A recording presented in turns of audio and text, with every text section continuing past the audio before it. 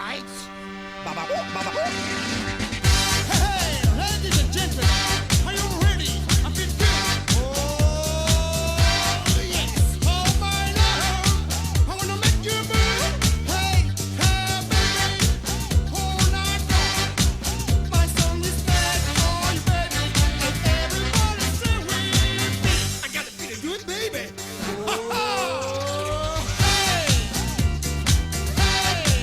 ¿Qué tal? ¿Cómo les va? Tengan todos ustedes muy buenas noches. Bienvenidos a una nueva edición de Semanario TV. Lamentablemente, siempre empezamos con un destacado. Esta vez lo vamos a verbalizar y tiene que ver con los aumentos que se viene dando, entre otras cosas, con el peaje. Más del 50% de aumento en el peaje. Y hay que sumarle otra cuestión más, que lo hablábamos en programas pasados y que tiene que ver con un nuevo aumento en la tarifa de agua que pide Aguas Cordobesa al ERCEP, un organismo que ya parece que actúa como una escribanía, ¿no? Todos los aumentos que le piden los termina aprobando.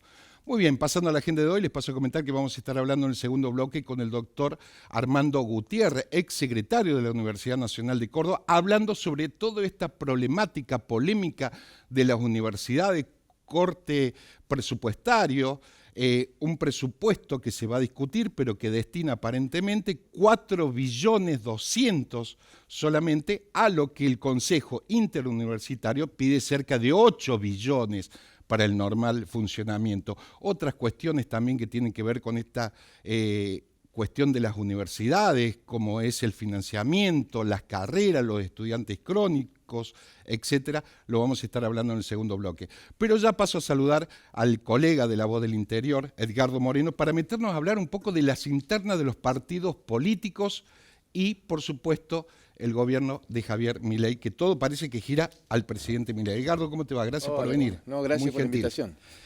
¿Por dónde empezar? Hay interna en todos los partidos. Digo, tenemos interna, Edgardo, me parece, lo decía un poco en la introducción, en la Unión Cívica Radical, que se termina dividiendo en función de cierto alineamiento con Milei. Interna en el PRO y, por supuesto, la interna que se viene hasta ahora, que es la del justicialismo. Es verdad que está todo el escenario convulsionado. En realidad, estamos viendo cómo la política o los partidos políticos van haciendo un metabolismo muy lento de lo que fue un colapso de las dos coaliciones fuertes que habían manejado la política nacional. Radicalismo, peronismo. Sí, y lo que tenían a la vuelta, ¿no? Porque deberíamos hablar de que el triunfo de Milei, un outsider que viene desde afuera de las estructuras y llega a la presidencia de la nación, generó, digamos, una conmoción en las dos coaliciones que estaban turnándose para gobernar, digamos, Juntos por el Cambio, y del otro lado el Frente de Todos, la que tiene el peronismo como eje, digamos, ¿no? Massa como aliado y otras extracciones políticas. Ese colapso, lo vemos, llega a impactar en las estructuras de los partidos más fuertes, aquellos que eran el eje de las coaliciones. Y lo estamos viendo, vos lo dijiste, en el caso del radicalismo tiene una crisis muy profunda. Probablemente el radicalismo se apresuró a elegir una conducción partidaria ahí al toque de la elección de Milei. O sea, Estás hablando de Lustó. De Lustó. Exacto. Exministro, digo, hay un dato. Exministro de Cristina Kirchner. Sí, claro. Economía.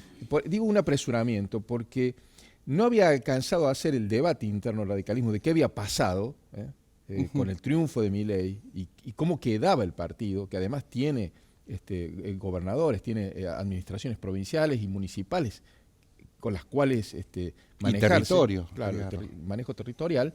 No alcanzó a hacer ese debate, que ya eligió una conducción nueva, ¿no? Se fue Gerardo Morales, entró Martín Lustó en una alianza con los hermanos Manes, Facundo y Gastón Manes. Uno quedó en la convención del radicalismo, claro, y el otro en diputados.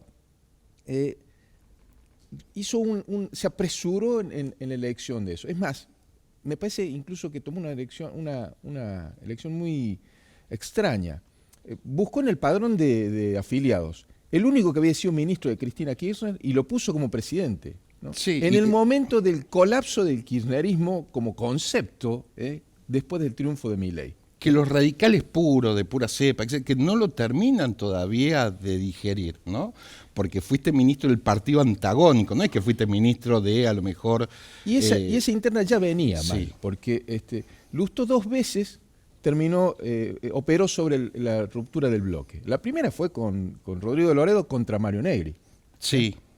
Antes de que termine el mandato. Con Evolución. Negri. Exacto.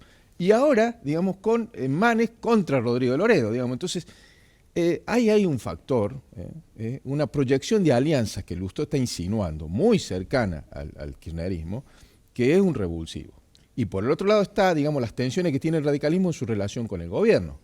Hoy Lustó aparece más funcional en términos de decisiones para el gobierno, veto, ratificación de veto, etcétera, al kirchnerismo, digo, A ver, porque yo la diría, comisión de la CIDE, del organismo de inteligencia, ese- la forma con Moró, que es mucho más radical que él, se podría decir, porque con el fue núcleo duro, claro, del kirchnerismo Parrilli. más cerril, aquel que llevó adelante el proceso de juicio político contra la Corte Suprema, con eso cerró Lustó. O exactamente. sea, ese alineamiento de Lustó con el kirchnerismo es un revulsivo dentro del radicalismo. Mientras al mismo tiempo está tensionado por la presión del oficialismo, que también necesita los votos radicales en diputados, ¿no? Entonces eso explica la fractura en el bloque. Es curioso, ¿no? Lustó es un presidente del radicalismo que se va del radicalismo con sus diputados a otro lado. Sí. El capitán esquetino del radicalismo, digamos. Sí, muy cuestionado por los radicales, te decía, cómo entender al radicalismo, aquellos radicales de pura cepa que idolatraban a grandes figuras de otrora, no lo terminan de fagocitar. Es un proceso que va a llevar un proceso mucho de crisis tiempo. de partidos. Sí, digo, muy fuerte. Que no ganan los Y que partidos yo solos. probablemente creo que si en algún momento eso se reconstituye, no va a ser a partir ni de Lustó, ni de las figuras más mediáticas, ni Manes, de las figuras más mediáticas del partido, sino de los enclaves de poder territorial. Digo, el radicalismo mendocino, probablemente el santafesino, digamos, aquello donde efectivamente tiene la obligación y la necesidad de mostrar capacidad de gestión y de gobierno. Es decir, O sea que la posibilidad la ves en el interior. sí. Llámese Santa Fe como Y provincia bueno, importante o Mendoza como provincia, Pongo el ejemplo. provincia Lustó es productiva. presidente del partido, Sí. concede y arriesga en una interna en la UCR bonaerense y la pierde. Y la pierde con denuncia de fraude también. O sea, ni siquiera en el anclaje territorial básico, que sería dentro del AMBA, tiene la posibilidad de mostrar un liderazgo real. Edgardo, me quiero meter un poco en la interna del PRO, aliado también Sí. al radicalismo para ir avanzando. Digo, para cerrar con este dato, ¿no? Hoy aparece un radicalismo totalmente dividido, un de Loredo que es cordobés también y se le terminan yendo 12 diputados, ¿no? Sí. ¿Y en el PRO qué hacemos? Bueno, el Edgardo? PRO tiene un problema distinto, porque el radicalismo tiene una tradición de organicidad. Esto de hacer funcionar los comités, núcleos. las convenciones, tiene una tradición de carta orgánica, digamos, ¿no? Sí, más internista, ¿no? Sí, pero también, digamos, de cierta solidez institucional o por lo menos de una fachada de funcionamiento orgánico.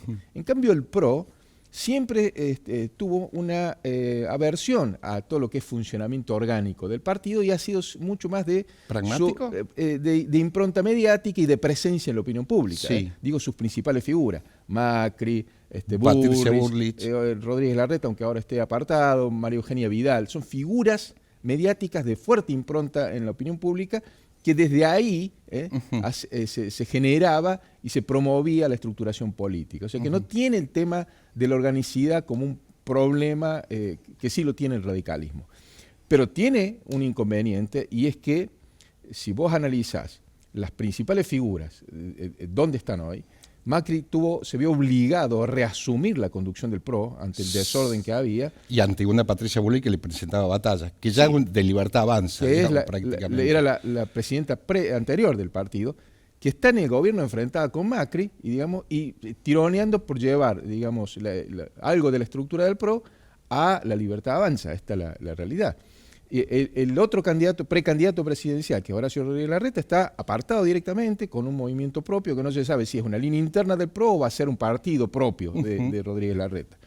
Prácticamente de esas 4 figuras solamente Vidal está quedando con ahí en el la medio órbita de viendo Macri, cómo se decide, digamos, pero ¿sí? fíjate vos que todo converge en Milei, porque Milei está cobrando en la teoría de cobrar por las dos canastas. ¿Cómo cobro con Patricia Bullrich, que entre otras cosas me trajo un diputado cordobés como es Picat para el tema del veto, y cobro con Macri porque necesito el apoyo del El PRO bloque? tiene en este momento el mismo karma Sí, con Milei que el radicalismo tenía con Macri. claro. Yo lo resumiría así. Si a Milei le va bien, el PRO tiene una posibilidad de supervivencia, porque son, en términos de la realidad económica, las mismas ideas. Y si a Milei le va mal, probablemente al PRO le vaya peor. Entonces, es un problema grave. Y ese es, digamos, cómo colaborar sin ser cooptado, sin perder la identidad, es el gran dilema que tiene Macri hoy dentro del PRO. Futuro vecino de Córdoba. Y si nos metemos en el peronismo a nivel nacional, con un gobernador de La Rioja, con una Cristina, un gobernador ignoto si quiere, con poco territorio, que representará el 3% del padrón electoral del país, digo, contra una Cristina. Bueno, el gran problema que tiene... sorprende que Cristina, que siempre fue muy crítica del pejotismo, es decir, que siempre despreció la estructura del PJ. Bueno, Edgardo, si hacemos memoria, hay que acordarse que Cristina decía de Perón ese viejo de M. Sí, y acordate que ella y Néstor tenían un discurso. El pejotismo a nosotros no nos interesa el peronismo como movimiento nacional, no el partido. Ahora, curiosamente, Cristina va a pelear por el partido, o sí, por el sello del partido. El último presidente, recordemos, Alberto Fernández. Del partido de Alberto Fernández, que se fue en medio del escándalo que ya todos conocemos, ¿no? Y Cristina va por la presidencia del partido y curiosamente no lidera la totalidad, para nada. Primero, todavía no se sabe si Quintela se mantiene, si se baja, si cierran un acuerdo o si acuerdan, digamos, un esquema ahí de distribución de poder. Pero también hay un enorme silencio de los líderes territoriales del peronismo, los que tienen territorio real, digamos, Yar Llora, que en off te reconocen que están jugando por abajo muchos funcionarios, no quieren quedar pegados. No quieren involucrarse de manera explícita en esa interna. Hasta Kicillof, el enfrentamiento de Cristina con Kicillof fue porque Kicillof pretende ser neutral. Y él dice, no, conmigo ninguna neutralidad. O sos blanco o sos negro, sobre todo si sos mi hijo político. Yo creo que de lo que alguna se manera está jugando Cristina me parece que la apuesta estratégica es la siguiente. Ve un desorden y un vacío de liderazgo en la oposición, piensa que ella, con un porcentaje, con volver a obtener el tercio con el cual en su momento posicionó el peronismo, le alcanza para superar al resto de los opositores y tener un liderazgo desde el cual tener una voz que incida en la presidencial del 2027. Pero es en el fondo una interna del AMBA, nada más, o de la provincia de Buenos Aires, fruto del fracaso de un proyecto de dos proyectos de Cristina. El de Alberto Fernández como testaferro en el gobierno y el de Máximo Kirchner como líder del partido. Que no puede surgir, ¿no? A pesar de cargar con el apellido. A ver, el problema con Kicillof tiene que ver con ese fracaso, con esa opción errónea de Cristina. Entonces, es una interna a la defensiva de Cristina Kirchner, tratando de retener poder en la provincia de Buenos Aires, no en el PJ Nacional, en la provincia de Buenos Aires, y desde la provincia de Buenos Aires obtener un tercio de los votos que le permita a esa estructura política, después del 2025, levantar la mano y decir nosotros podemos opinar con fuerte incidencia en la próxima y va a depender, presidencial. por supuesto, de las elecciones del 2025, entre otras cuestiones. Y no hemos hablado de el que está desordenando todo esto, no sé si para bien o para mal, que es Milei. Milei, que apareció sin poder político, pero sin embargo termina que apuesta siendo todo a la funcional. economía. Si la economía le funciona bien, el año que viene todo este desorden se va a reordenar en torno a ese eje. Es la economía estúpido, diría Bill Clinton en aquella elección. Claramente, sí. Te agradezco como siempre. Hasta la próxima, Edgardo. Gracias a vos. Corte y volvemos. ¿Querés beneficios y canjear tus puntos por increíbles premios? Asociate sin cargo a Club Personal.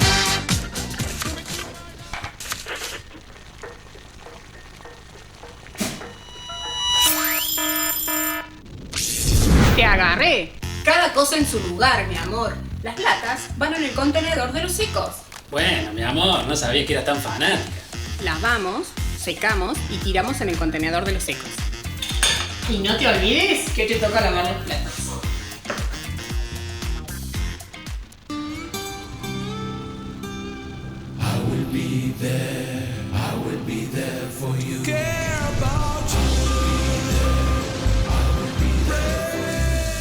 En Sancor Seguros estamos junto a vos en todo momento, acompañándote. Sancor Seguros, estamos.